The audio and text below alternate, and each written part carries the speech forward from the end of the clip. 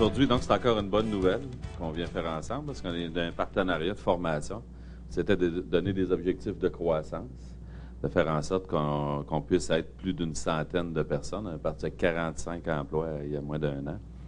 Et maintenant, je laisserai M. Treuillet annoncer le nombre d'emplois qu'on est en train de former. Mais aujourd'hui, c'est au nom de mon collègue Sam Hamad.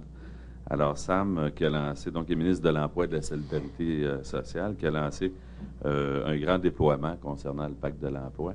Mais aujourd'hui, donc, je viens vous annoncer une contribution qu'on fait ensemble, donc 135 000 chacun, alors qui permet donc d'investir 270 000 à la création et à la formation d'une centaine de nouveaux travailleurs qui vont joindre l'équipe au cours de l'année. Ça permet aussi aux propriétaires de prendre possession des lieux les plus près possibles pour que les améliorations locatives, ça sonne dans les poches du propriétaire, de l'exploitant, parce que nécessairement, il faut regarder le retour sur l'investissement. Alors, donc, c'est tout près un petit peu plus d'1 million de dollars qui a été annoncé. Peut-être on aimerait avoir le chiffre précis par la suite. Alors, donc, ça va prendre donc l'expansion. C'est le plus gros centre de service à la clientèle qu'il y a dans la région de ce type-ci. C'est de la main-d'œuvre, vous avez pu le voir, des jeunes. C'est sûr qu'une montée en charge nécessite des dépenses.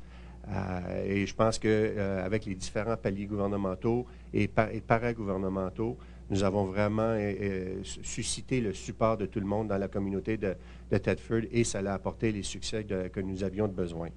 Et je pense que pour les employés qui sont vraiment une gamme d'employés vraiment hors pair, il y a une fierté qui existe. Je parlais avec le ministre auparavant de rentrer ici. La fierté qui existe dans le centre d'appel avec nos employés peut faire chaud au cœur à n'importe qui vient faire un petit tour ici. Tous les efforts de formation, c'est un seul but. C'est, premièrement, être capable de répondre aux besoins des clients de Gexcel. Deuxièmement, augmenter la productivité en formation, on ne le dira jamais assez. La formation, ça fait partie de la productivité. L'amélioration de la productivité, correspond souvent à un facteur très équivalent au degré de formation.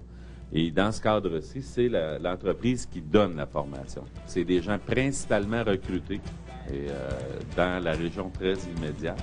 Donc, ils se déplacent peu. Ça devient aussi une alternative pour demeurer à proximité.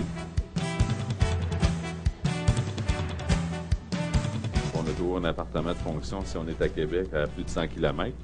Puis en déménageant, j'ai souscrit un nouveau service Vidéotron.